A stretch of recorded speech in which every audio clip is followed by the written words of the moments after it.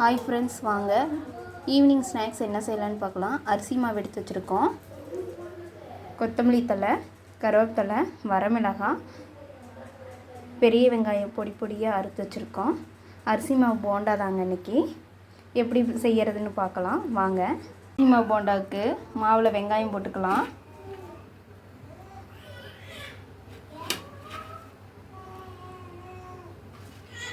வரமிளகாய் போட்டுக்கலாம்.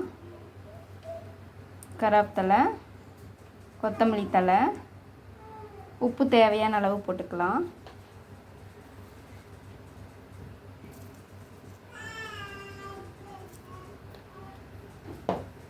மாவை நல்லா கையால் கலக்கிக்கலாம். இப்போ எண்ணெயில் போட்டு எடுத்துக்கலாம்.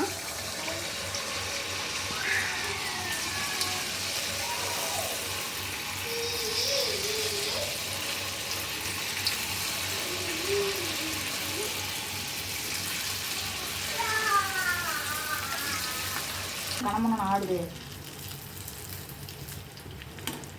நல்லா கிண்டி விடணுங்க போண்டாவை.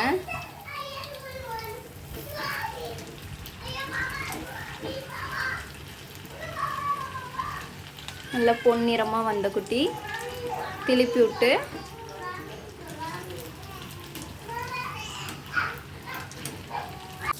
அரிசி மாவு போண்டா தயாராகிடுச்சுங்க.